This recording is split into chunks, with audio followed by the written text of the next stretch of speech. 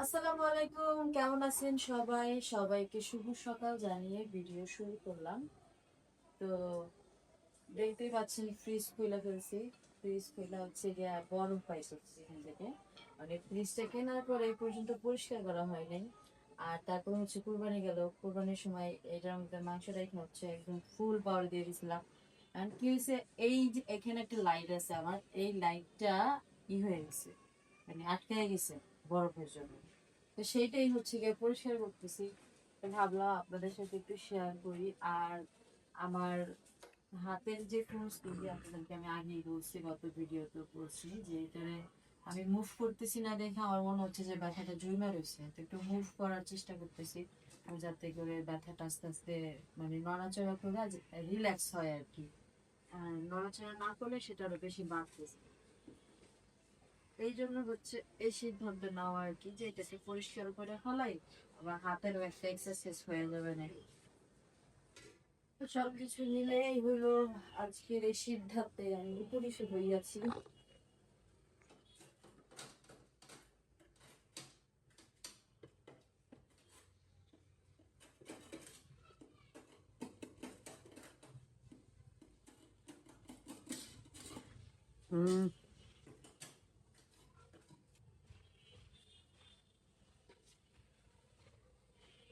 কিছুই হবে না সোনা।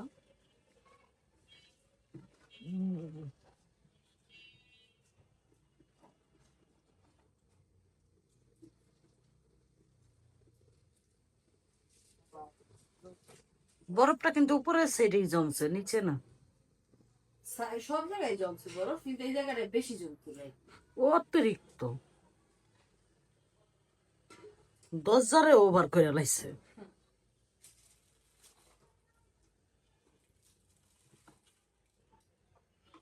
না খাইলে লিচু গুলো ফালাই দেয়। কেন ভাব খাবো না? ইস, ওটা নামায় তো। এটা হম,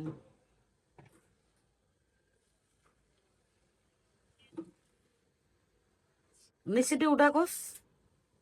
হুম, হ্যাঁ ওরকম।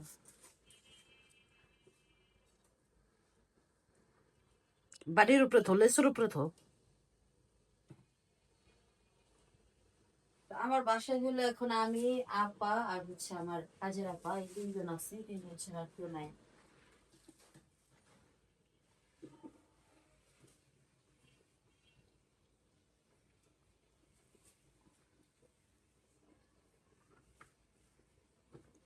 রাখিস না, রাখিস না, ওটা নিচে রাখ, অন্য তো জায়গা আছে, নিচে রাখ। হ্যাঁ, দেখুন। আর না পারলে এগুলো পুষ্প করবো না, রেখে দে দড়ি রাখি। হম,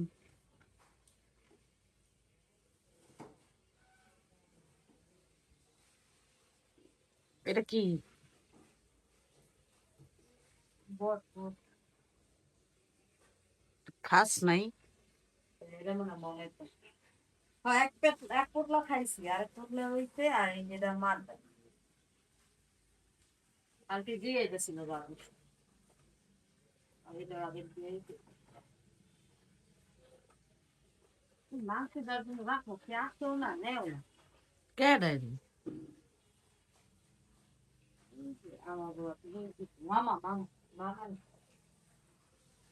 দিতে বলে হাতির উপর। আজকে একটা কাজ কর, গুড়া মাছ গুলা রাইন দালা। হ্যাঁ, আজকে রান্না টমেটো কাঁচা মাছ সব করে রান্না পাতা, তারপরে রান্না। এটা কি? গোস। কোন মাংস? ওরা যে বাড়ি রেখেছিল না, আরো করে দিল। ওটা না চর্বি ছিল। এটা এটা কে দিচ্ছে? মনে করে আমি দিছি।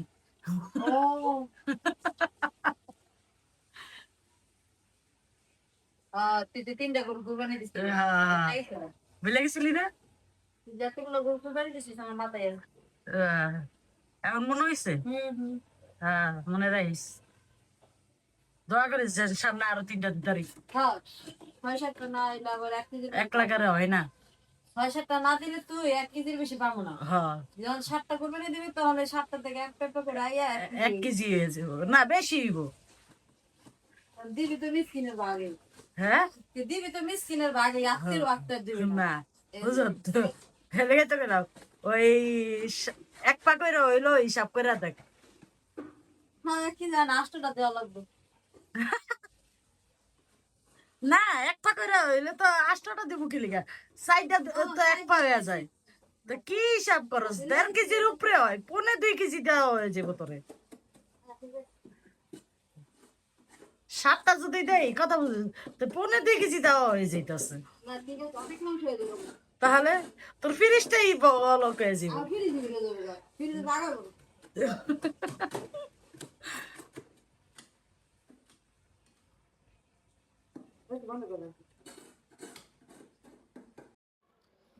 তো মায়ের বাসায় চলে আসছি মাকে দেখার জন্য।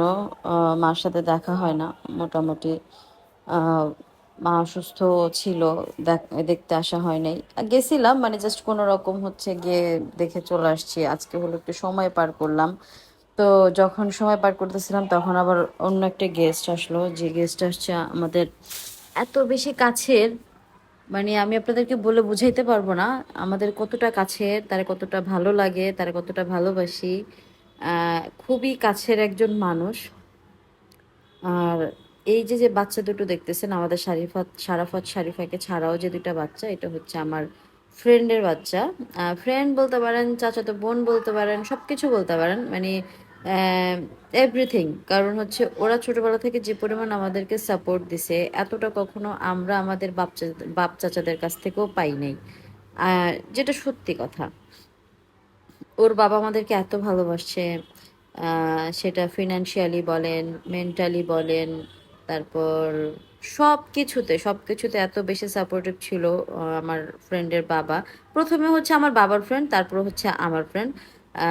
আর আমার ফ্রেন্ড বলতে আমার আমার হচ্ছে দুইটা ফ্রেন্ড, মানে আমার ওই চাচার, আমার যে বাবার বন্ধু, উনি আসছে আর কি।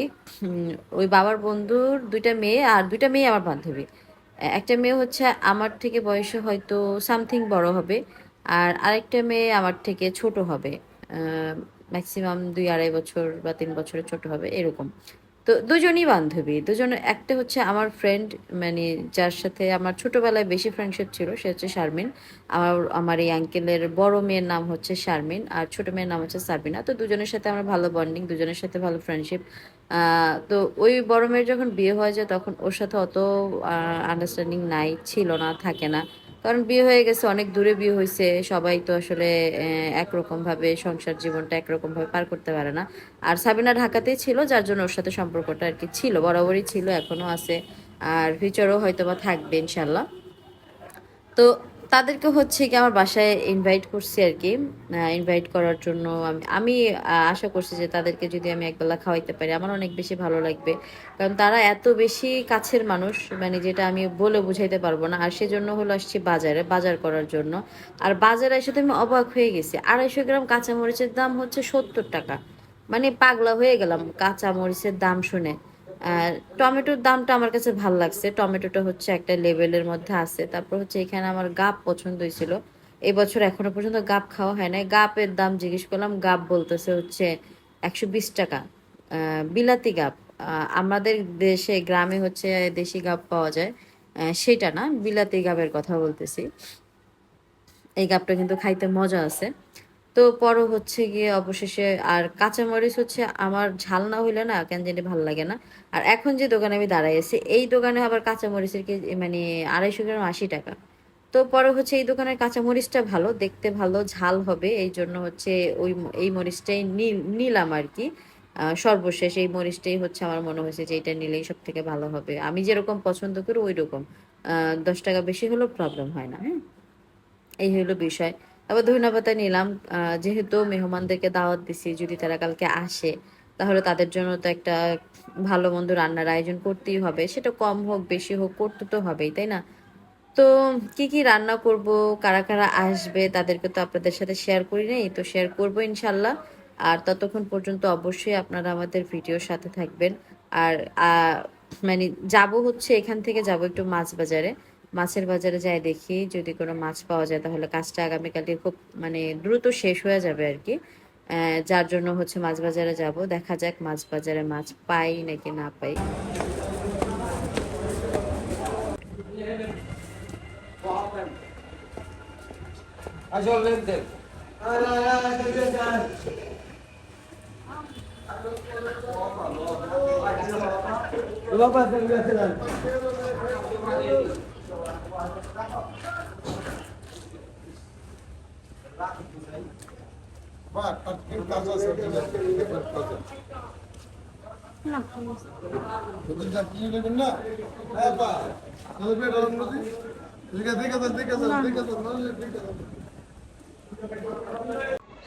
তো বাজারে গেলাম, বাজারে গেছিলাম হচ্ছে একটু মাছের আশায়। মাংস তো সবই ঘরে আছে, মুরগির মাংস, গরুর মাংস সবই ঘরে আছে। শুধু মাছের আশায় গেছিলাম, যে কোনো মাছ যদি পাইতাম নিয়ে আসতাম। বাট যে মাছগুলো পাইছি মানে তেলাপিয়া মাছ আর হচ্ছে ছোট ওই কি করে ওটা টাটকানি মাছ, এইগুলো আসলে মেহমানের সামনে আমার মনে হয় না দেওয়ার মতন। এই জন্য হইলো আর আনলাম না মাছগুলো। তো কালকে আবার একটু সকাল সকাল বাজারে যাব, দেখি যদি মাছ পাই। পাওয়া যাবে, পাওয়া যাবে না কেন, এখন তো মাছ না পাওয়ার কোনো কথা নেই। সকাল সকালবেলা একটু বেশি পাওয়া যাবে। তো যাব আগামীকালকে একটু সকালবেলা ভোর ভোর ঘুম থেকে উঠতে হবে, যেহেতু বাসায় মেহমানদেরকে ইনভাইট করছি, তারা আসবে। আর তাদের আম, যতটুকু সম্ভব হয় আমার পক্ষে, কারণ এই মানুষগুলা এমন মানুষ মানে যাদেরকে দেখলে হচ্ছে মনের মধ্যে একটা অন্যরকম শান্তি কাজ করে, ভালো লাগা কাজ করে। আম, আমার আমার বাবার আরেকটা চেহারা বলতে পারেন তারা। আম, আমার আমার বাবার সাথে এই মানুষগুলোর সাথে এত ভালো সম্পর্ক ছিল যে তাদের এই ভালো সম্পর্কগুলো দেখলে যে কোনো মানুষের মধ্যে জাগতো যে আসলে সম্পর্ক এমন হওয়া উচিত। এই টাইপের ফিলিংস কাজ করতো আর কি। তো যাই হয়েছে, বাবা মারা গেছে, তাদের সাথে এখন ওইভাবে যোগাযোগ হয় না। আব্বা মারা গেছে তো প্রায় 2 বছর শেষ, 3 বছরে পড়ে গেছে। 2.5 বছর হয়ে গেছে আর কি। যেহেতু ডিসেম্বরে মারা গেছে, এখন জুলাই মাস চলতেছে, জুলাই মাস শেষ, আগস্ট চলে আসছে। জুলাই মাসের তো আজকে প্রায় 27-28 তারিখ। তো আগস্ট মাস চলে আসছে আর কি। তো প্রায় 7 মাস হয়ে গেছে, 2 বছর 7 মাসের মতন হয়ে গেছে। 2 বছর 7 মাস পরে তাদের সাথে দেখা। তো এই জন্য হচ্ছে তাদেরকে ইনভাইট করলাম যে আসেন আমার বাসায় এসে একবেলা খান, ভালো লাগবে। একটা মনের মধ্যে আলাদা আলাদা শান্তি কাজ করবে, মনে হবে যে আসলে আম, বাবাকে চোখে দেখতেছি। আর চাচা হচ্ছে এমনভাবে কথা বলে, তার হচ্ছে বুকের মধ্যে নাকি অনেক বেশি খা করে ঢাকায় আসলে। কারণ চাচা যতবারই ঢাকায় আসতো ততবারই আমার আব্বাকে নিয়ে ঘুরতো। আমার আব্বা জাস্ট একবার কানে শুনলেই হয়তো চাচা ঢাকা আসছে, সব কাজকর্ম ফালাইয়া চাচার উদ্দেশ্যে রওনা দিয়ে দিত। চাচারে নিয়ে এই দোকান সেই দোকান ঘুরতো, এখানে সেখানে বসে থাকতো, আড্ডা দিত, খাওয়া দাওয়া করতো। মানে ওই এলাকাটার মধ্যে এমন কোনো চায়ের দোকান নাই যে দোকান আমার আব্বা বসে আড্ডা দেয়নি আমার এই চাচাকে নিয়ে। তো অনেক অনেক ভালো সম্পর্ক ছিল তাদের মধ্যে। আর সেই মানুষটাকে হচ্ছে প্রথমবার আমি আমার বাসায় দাওয়াত দিলাম আইসা খাওয়ার জন্য। যদি মানুষটা আসলে আসে, একবেলা খায়, আমি পার্সোনালি অনেক বেশি খুশি হব। অনেক ভালো লাগবে আমার কাছে যে আসলে আহ, আমার বাবার একজন আহ, একটা ফেস বলতে পারেন, আমার বাবার আরেকটা চেহারা। মানে এত ভালোবাসছে উনি আব্বাকে, আব্বা ওনাকে এত ভালোবাসছে। প্লাস উনি আমাদেরকে অনেক স্নেহ করছে, এমন না যে স্নেহ করে নাই, অনেক স্নেহ করছে, অনেক সাপোর্ট করছে একটা সময় আমাদেরকে। তখন আমরা অনেক ছোট ছিলাম, যখন আমার আব্বুর সাথে আমার এই চাচার ফ্রেন্ডশিপ হয় তখন আমরা অনেক ছোট ছিলাম।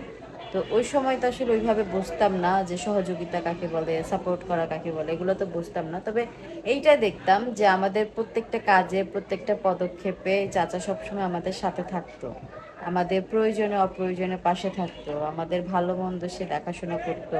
আমার মার অসুস্থতায় সবার আগে তাকে পাশে পাওয়া যাইতো। আমার বাবার যে কোনো প্রয়োজনে, আমার বাবা বরাবরই অসুস্থ, খুব কম হয়েছে। মানে আমার আব্বা যতদিনই বাইচে ছিল, আমি তা মানে আমি আমার সুস্থ জ্ঞানে আমি তাকে অসুস্থ হইতে খুবই কম দেখছি। একবার দেখছিলাম আমার বিয়ের পর 2013 সালেই, 2013 সালের লাস্টের দিক দিয়া, নভেম্বর ডিসেম্বরের দিক দিয়ে আমার আব্বা এত পরিমাণে জ্বর হয়, মানে এত পরিমাণে জ্বর হয়, আমি আমার লাইফে কখনো আমার বাবার এত জ্বর দেখি নাই। তো সেই জ্বরের জন্য অনেক ট্রিটমেন্ট করাইছি, অনেক টাকা পয়সা খরচ করছি, কোনোভাবেই কোনো ভালো হচ্ছিল না। তারপর হচ্ছে আমার যিনি এক্স হাজবেন্ড ছিলেন, আহ, তিনি সব কিছু করছে আসলে। তিনি মানে ডাক্তারের কাছে নিয়ে যাওয়া, কোন ডাক্তার দেখাইলে ঠিক হবে, কোনটা তাদের প্রয়োজন। উম, হয় না, ওই সময়টাতে তো বাবু ছোট ছিল, ভাইয়া অসুস্থ ছিল। আম, একজন বলবান পুরুষের মধ্যে আমার এক্স হাজবেন্ডই ছিল। তো উনি সবকিছু দেখাশোনা করতো আমাদের বাসার, আমার মার বাসার আর কি, ভালো মন্দ আনা নেওয়া সবকিছু উনিই করতো। তো সেই জায়গা থেকে হচ্ছে ওই সব দেখভাল উনি করতো। এত টাকা পয়সা খরচ হয়ে যায় যে কোনোভাবেই আব্বার এটা ভালোই হচ্ছিল না। লাস্ট ফিনিশিং টাকা পয়সারও অভাব পড়ে যায়। তারপর আমার আমার হাজবেন্ডই আমার কানে এক জোড়া স্বর্ণের দুল ছিল আমার। তো সেই দুলটাকে বিক্রি করে উনি হচ্ছে আমার আমার বাবা ট্রিটমেন্ট করে। তারপরে হচ্ছে যে আমার বাবা ভালো হয়। তো পরে হচ্ছে মনে হচ্ছিল যে এই দুল বেচা টাকার জন্যই হচ্ছে আব্বার অসুখটা ভালো হচ্ছিল না। তো ওই বিক্রি করা টাকা দিয়ে যখন আব্বাকে ট্রিটমেন্ট করা হয়, তখন যে আব্বা আলহামদুলিল্লাহ সুস্থ হয়ে যায়। তো তারপরে আর আমি আমার আব্বাকে অসুস্থ হইতে দেখিনি, অত গুরুতর অসুস্থ আর হয়নি। ওই ধরেন জ্বর আসছে, ঠান্ডা লাগছে, এখন ঠান্ডা লাগছে, 10 মিনিট পর ঠিক হয়ে গেছে, বা একদিন ছিল বা 2 দিন ছিল ঠিক হয়ে গেছে। কিন্তু ওই লং টাইম অসুখ দেখছি 2013 সালে, আর হচ্ছে দেখলাম মারা যাবার আগে। আরেকবার দেখছিলাম আমার আব্বা বাহিরে প্রথমবার যখন যায়, তখন ওই আব্বাকে ট্রলারে করে পাঠানো হয়েছিল। তো ওইখান থেকে ফেরত আসার পর আব্বা অসুস্থ হয়ে গেছিল। সেটা শারীরিকভাবে অসুস্থ না, সেটা হচ্ছে আপনার হয় না, না খেয়ে থাকতে থাকতে দুর্বলতা কাজ করে, সেইটা হয়েছিল। কিন্তু অসুস্থ না। অসুখ যেটাকে বলে, যেটার জন্য ডাক্তার দেখাইতে হয়, অনেক ইয়ে করতে হয়, সেটা না। জাস্ট সে না খায় থাকতে থাকতে তার শরীরের ভিতরে দুর্বলতা হয়ে গেছিল। ওইটার জন্য অনেক সময় লাগছে আব্বুর সোজা হয়ে, মানে পরিশ্রম করতে পারবে একজন পুরুষ যে পরিমাণ শক্তি হইলে, সেই শক্তিটা যোগাইতে আব্বার অনেক সময় লাগছে, কষ্ট হয়েছে আর কি, এতটুকু দুর্বলতা ছিল। তারপর এছাড়া আর আমি আর কখনো আমার আব্বুকে অসুস্থ হইতে দেখি নাই। আর মরার আগে তো দেখলেনই আপনারা, প্রায় 7-8 মাস ধরে শুধু হসপিটালেই ছিল। আব্বাকে বাসায়, মনে হয় যে 7-8 মাস আব্বা অসুস্থ ছিল, তার মধ্যে সর্বোচ্চ 3 মাস আব্বা ভাইঙ্গা চুইরা 3 মাসের মতন বাসায় ছিল, আর হসপিটালেই ছিল। আব্বাকে হসপিটালেই রাখতে হয়েছে কোনো না কোনো ওয়েতে, কোনো না কোনো ভাবে, একভাবে না একভাবে হসপিটালে চলেই গেছে। আর আব্বার সাথে সাথে আমারও হসপিটালেই থাকা হয়েছে। তারপরেও আব্বুর মানে আল্লাহর কাছে অনেক অনেক বেশি শুক্রিয়া, আল্লাহ পাক হচ্ছে আমার বাবার সেবা করার মতন সুযোগ আমাকে দিছে। তো এই দুনিয়াতে খুব কম মেয়ে আছে যারা হচ্ছে গিয়ে বড় হওয়ার পরে, বিয়ে শাদী হওয়ার পরে বাবা মার সেবা করার সুযোগ পায়। আল্লাহ পাক আমাকে সেই সুযোগটা করে দিছে, তার জন্য আমি আল্লাহর কাছে আজীবন কৃতজ্ঞ থাকবো। আহ, অনেক অনেক শুক্রিয়া আল্লাহর দরবারে। আর এখনো পর্যন্ত মায়ের সেবা করতেছি, করার সৌভাগ্য হচ্ছে। আশা করব মারও মৃত্যুর আগ পর্যন্ত আমি তার সেবা করতে পারবো, আশা করতেছি। বাকিটা হচ্ছে আল্লাহর উপরে। আল্লাহর উপরেই সব, বাদ বাকি কেন, সব কিছুই আল্লাহর উপরে। আমি জাস্ট আশা করতে পারবো, আমার আশা পূর্ণ করাটা প্রতিটা, মানে পুরোটাই হচ্ছে আল্লাহ পাকের ইচ্ছে। আল্লাহ পাক যেটা যার ভাগ্যে লিখে রাখছে যতটুকু, তার থেকে বেশি কেউ কখনো পাবে না, কেউ কারোর পক্ষে পাওয়া সম্ভব না। তো সবাই ভালো থাকবেন। অনেক কথা বলে ফেললাম, এসব কথার মাঝে যদি কোনো ভুল ত্রুটি থাকে অবশ্যই ক্ষমা সুন্দর দৃষ্টিতে দেখবেন। ভালো লাগলে আমার চ্যানেলটাকে সাবস্ক্রাইব করে দিবেন, লাইক কমেন্ট শেয়ার করবেন, পাশে থাকা বেল আইকন বাজিয়ে দিবেন। আর অবশ্যই আমার জন্য, আমাদের জন্য দোয়া করবেন, আমার বাবার জন্য দোয়া করবেন। আমার বাবাকে জন্য আল্লাহ পাক ব্যস্ত নসিব করেন। আমার বাবা যেখানেই আছে সেখানে যেন উনি ভালো থাকে। আর আজকে চাচার সাথে অনেক মজা করতেছিলাম, চাচা বলতেছিল মারা যাবে। মানে আমরা তো যাইনি চাচার বাড়িতে কখনো। আহ, চাচারা মানে আব্বার সাথে ফ্রেন্ডশিপ হয়েছে যখন চাচারাও ঢাকাতে ছিল তখন। বাট চাচারা যতবারই ঢাকায় আসছে তাদের ট্রিটমেন্টের জন্য আমাদের বাসায় বা আমাদের সাথে দেখা না করে কখনো এই গ্রামে যায়নি, এই হচ্ছে বিষয়। তো চাচা আমরা কখনো যাইনি, মা গেছে, বাট আমরা মানে বাচ্চা কাচ্চারা যারা আছি তারা কখনো যায়নি, মা আব্বা গেছিল। তো সেটাই বলতেছে যে আমরা তো তোদের বাসা কতবারই আসলাম, তোরা তো আমাদের বাসা একবারও গেলি না। তো বলতেছিলাম যাব, যাতা বলতেছে তখন আর আমরা বাইসে থাকবো না। আমি কি এত ভালো কর্ম করেন নাই কাকা? ভালো কর্ম করলে হচ্ছে গিয়ে একটা আশা ভরসা থাকে যে আল্লাহ পাক খুব দ্রুত নিয়ে যাবে। এত ভালো কাজ করেন নাই। যে ভালো কাজ করছে সে সে চলে গেছে। আপনারা এত ভালো কাজ করেন নাই। এখন আমার ভাবি বলতেছে যে তুমি এমন করে কথা কও মনে হচ্ছে তুমি ওনার সম্পর্কে সবই জানো। না জানার কোনো কারণ নাই, বাবার বন্ধু বাবাই তো না, দ্বিতীয় বাবা। তো না জানার কোনো কারণ নাই, অবশ্যই জানি। আলহামদুলিল্লাহ উনিও খুব ভালো মানুষ, মজা করছি আর কি। তো সবাই ভালো থাকবেন, সুস্থ থাকবেন, সুন্দর থাকবেন। আজকের ভিডিওটা এই পর্যন্তই। আল্লাহ হাফিজ।